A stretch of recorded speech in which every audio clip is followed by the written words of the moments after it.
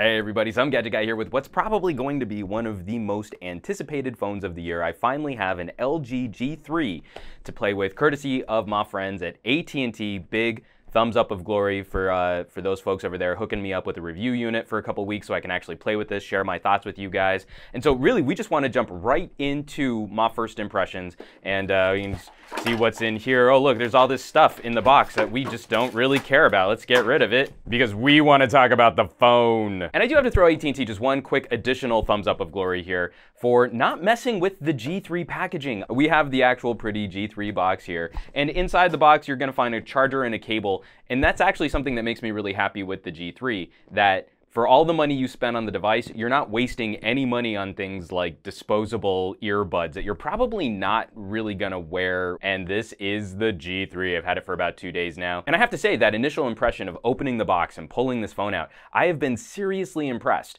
with LG's, the evolution of LG's design language. Cramming a phone screen this large into a device that doesn't really feel as big as it actually is. I really think it's important to show just how far we've come. This is the G3 next to the Optimus, the original Optimus G Pro. And this has a 5.5-inch HD screen. This has a 5.5 capital QHD screen, quad HD screen, and you can see like this definitely looks like a bigger device because it is. It's chunkier at the top and at the bottom. It's got bigger chins, bigger bezels, and the G3 gets us really close to that premier flagship phone experience as opposed to the phablet experience that we can expect from other larger screened devices. Now, this is a first impressions. I've only had the device for about 2 days, and I guess I need to preface up front, this is going to be one of the most exciting Android handsets of the year. This is a phenomenal phone. I'm enjoying the heck out of using this. I'm going to be using it as my daily driver for a couple weeks, just see how I like it. But this first impressions is going to have a few criticisms. Just going around the hardware, of course, we've got the gorgeous 5.5-inch quad HD display up front, speaker earpiece, which is okay. I've already fielded a couple phone calls on this, and it's loud, but it's not the loudest earpiece that I've used. I think it gets unseated pretty handily, actually, by some of the other phones, like the Nokias out there. I love Nokia earpieces. You can just see how ridiculously small the bezels are here on the sides. Of course, this is now another member of LG's back button club, so there's nothing on the sides of the device. On the bottom, we've got the headphone jack, a microphone, and the micro USB port.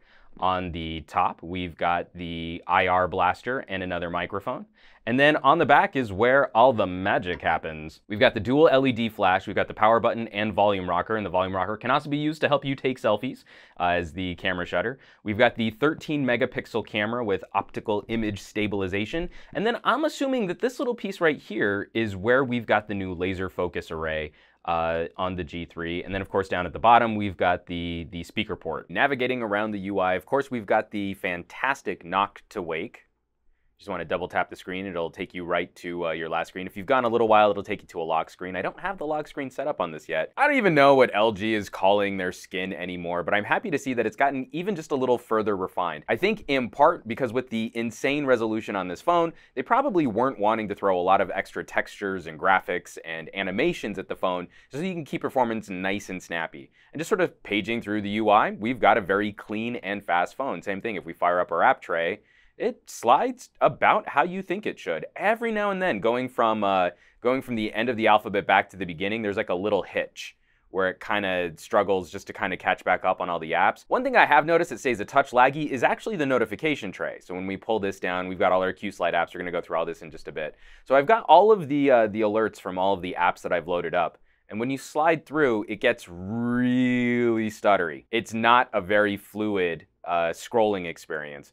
And so that's kind of a bummer, but this is also sort of an extreme. I doubt many people are keeping this many notifications in their tray. For value-added software, we of course have the Q-Slide apps. You can get rid of them if you want, but when we pull them up, we've got the little mini video player, a windowed browser, phone dialer, messaging, your mini calendar, an email app, calculator, and then you can come in here and edit which apps that you would like to see in that Q-Slide menu. And with this crazy screen resolution and a 5.5-inch screen, things like Q-Slide actually makes a lot of sense. You want to pull up a little browsered window, and then you've got a little tab here if you want to make that window longer, taller. You can kind of have this floating on top of anything else that you might be doing. And I actually find these apps to be really helpful when you're looking up one piece of information and you have like an email in the background. You don't have to keep toggling back and forth between two different apps. And a little slide switch right there will make the app even semi-transparent, so you can see through the app if there's information hidden behind this little floating window. And at any time you can hit this little toggle to go full screen,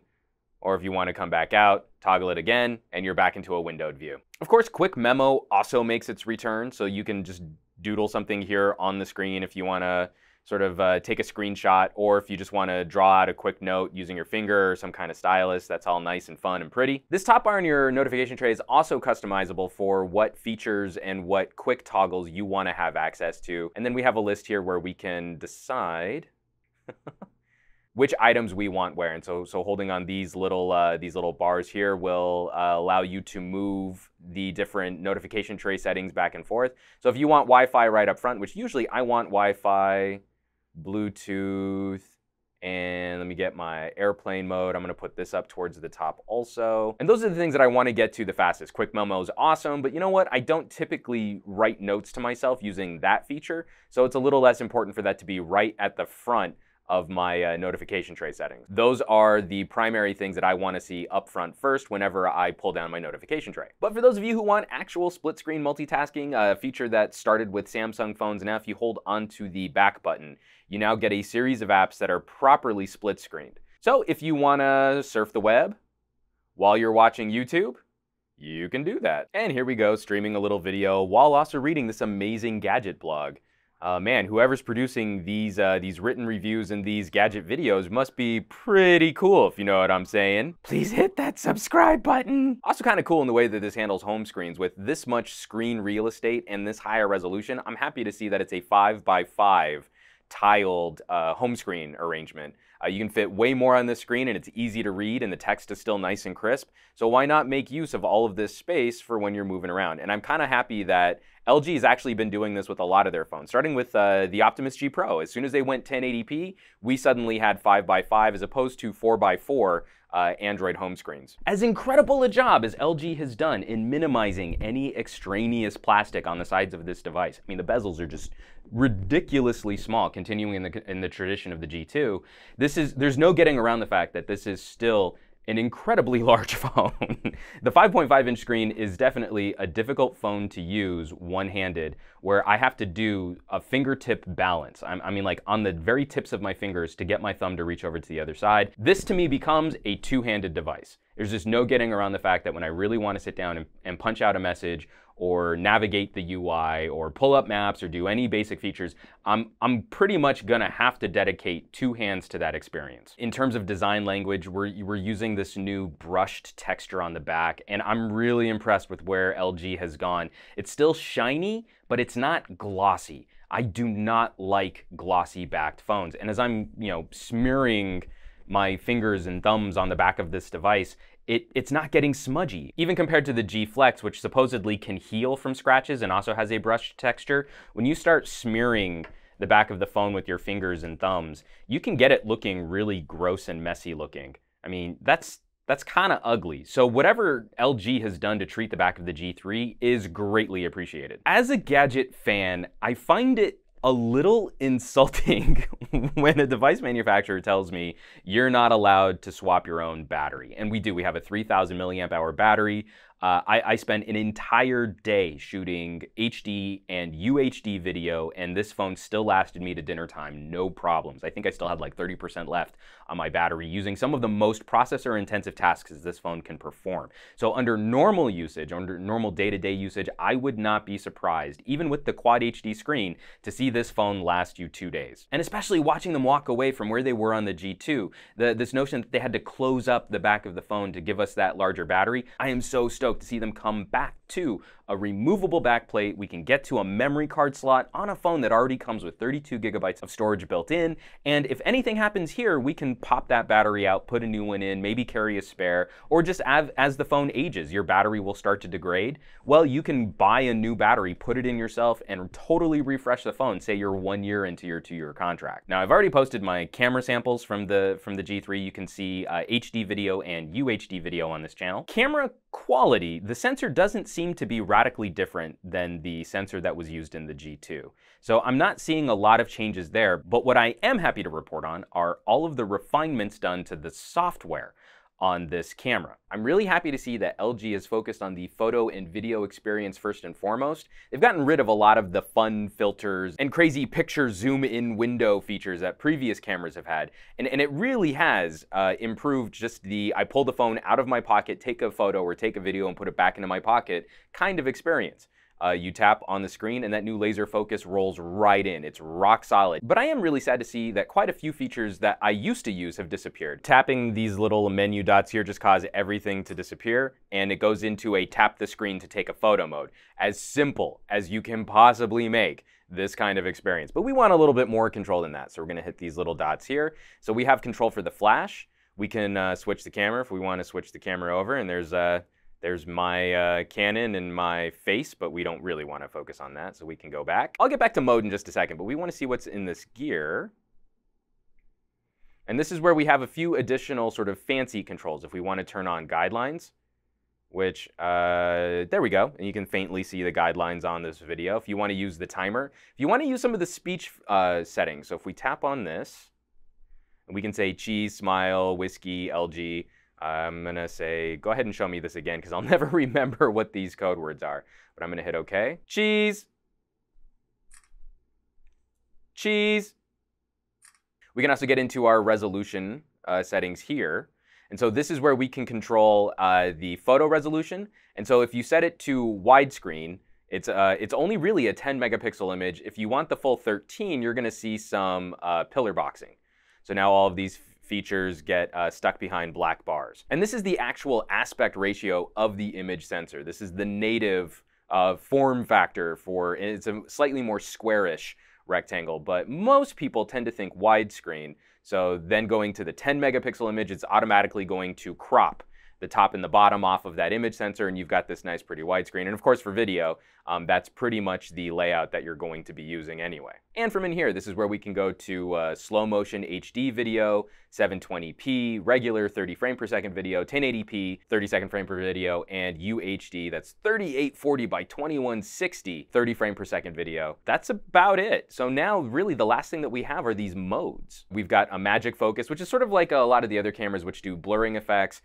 Otherwise, it kind of shoots just full auto. So if you set it to full auto, the camera's gonna do pretty much whatever it wants. And we have a panorama feature for getting those nice, like, super wide angle shots, and a dual, a picture-in-picture, which drag to move the small screen, right. I can kind of move this over here. You can see as I move stuff in front of that front-facing camera, you can have something in this little window there. That's it. So LG has axed a lot of stuff out of their camera app. And then down here at the bottom, it's just kind of cool to check out.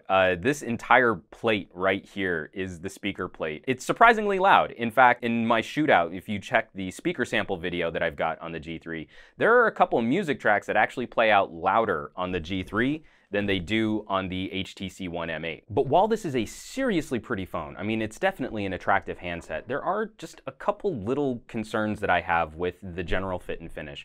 The overall plastic feel of this build doesn't feel quite as solid as the G2 does. And in part, that is in part because of the removable backplate. So if that's the compromise I need to make in terms of feel, then I'll take it. I will do that because I would rather have the removable backplate so I can get to the battery and the memory card and the SIM card really easily without some kind of SIM card tool. But one aspect of this that does feel a little troubling in how much effort LG went into improving the guts and the screen of this phone, some things like the micro USB port feel a little neglected. So this is the cable that LG delivers with the G3, and it's a really high quality cable. We've got this nice tapering here, and it's really well shielded. But when you try to plug it in, on my review unit, this won't be the case for everybody, the plastic around Oh, I didn't do it right.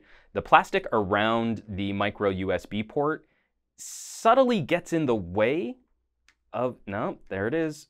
There we go.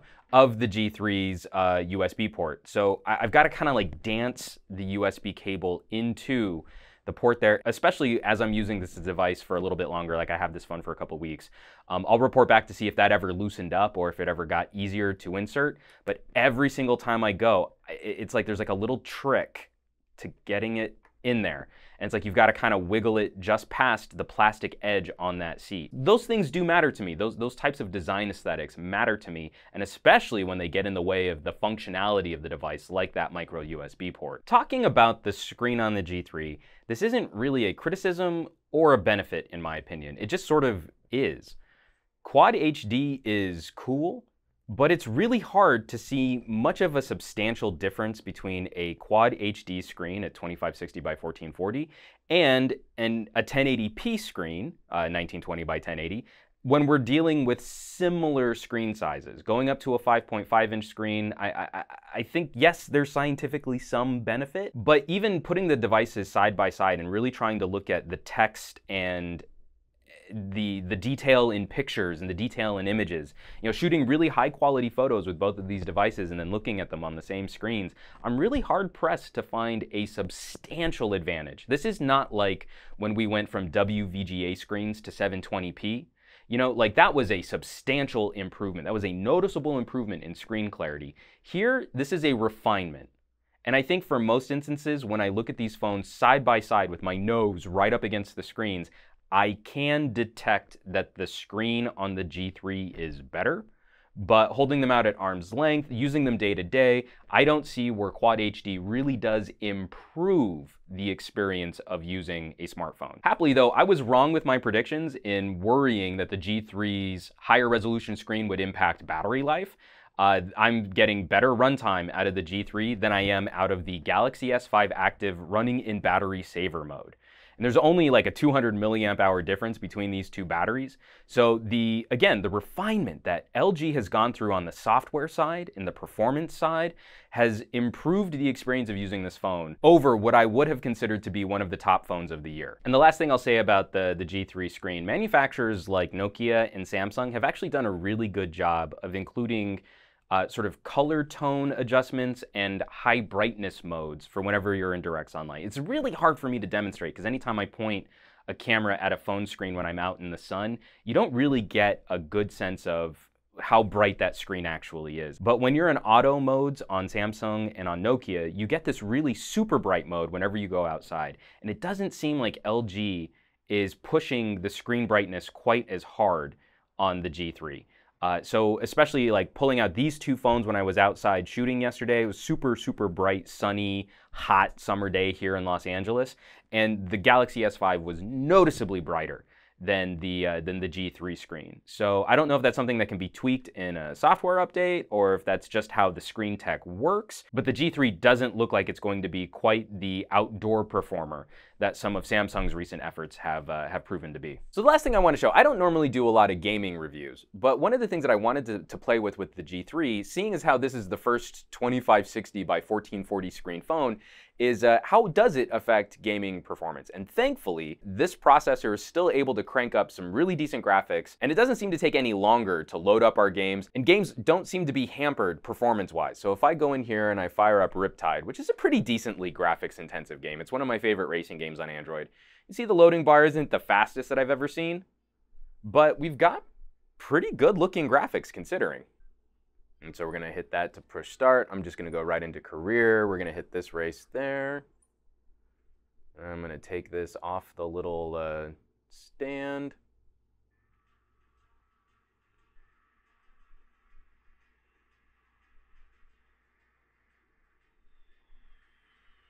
So the game definitely performs fluidly. We've got all of the great water spray. It's kind of hard for me to play this while also keeping it on camera. But we've got great particle effects, the lighting effects. We can see lens flare and lens bloom. We're gonna do a jump. Oh, I landed it. Oh, and I'm dead.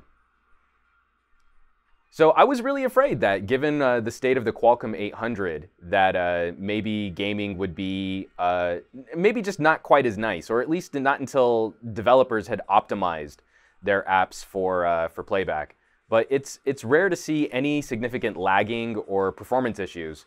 And we've got all of those really, really pretty particle and lighting effects, water effects. The physics feels right. So I'm happy to see that this hasn't been a destructive change moving to the super high resolution screen. And it's also just kind of cool to see that all of the controls for the Android UI disappear when the game is in play. So if you want to get back to your home and back buttons, you slide in from the screen, you can get to your notification tray, or you can hit home and jump right back out. So while Riptide made the transition to 1440p pretty well, a few other apps haven't quite made that transition as gracefully.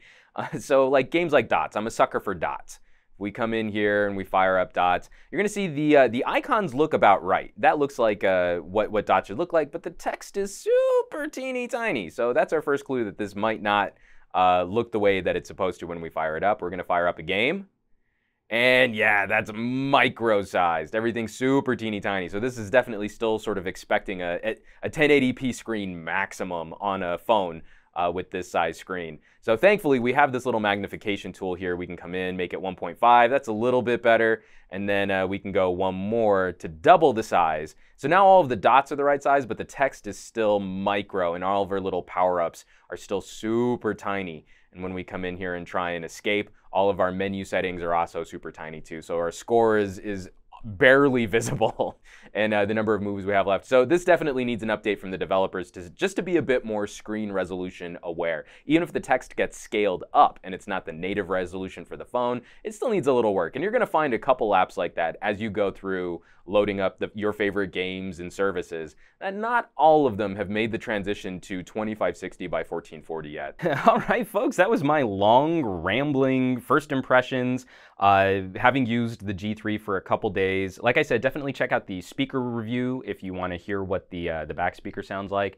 I've got my camera samples up so you can see HD and UHD footage shot off of the G3. Definitely recommend checking out those videos as well. I get a little cranky about larger screen phones, and this is sort of pushing the boundaries on a flagship phone that I would want to carry day to day as a daily driver, but you can't fault all of the refinements that have gone into improving the LG experience. The experience just continues to get polished, and that makes me excited to talk about them as a competitor to the Samsungs and the Apples out there. That if you're shopping an Android handset and you're not considering an LG, you might be missing out. So folks, I will have additional coverage on the G3. I'm gonna do a series of just sort of little mini quick one-off comparison videos, like super short videos just talking about the LG versus a couple other phones. I don't wanna get too bogged down into specs and debates and crap like that, but just what my general experiences have been using the phone opposite, like the G2, which came before it, the M8, the Galaxy S5, and so definitely be on the lookout for those videos as well. And I will wrap this up with a long-term review after I've played with it for a while, just to tell you what my experiences have been using LG's newest flagship. As always, folks, thanks so much for watching my videos, sharing my videos, subscribing to my channel, leaving me those comments. Definitely, if you have questions about the LG or how it performs to other phones, or if there's something specific you want to know about the phone, drop me a comment down below, because that will help me produce those future videos. Hit that thumbs up button, and I will catch you all on the next review.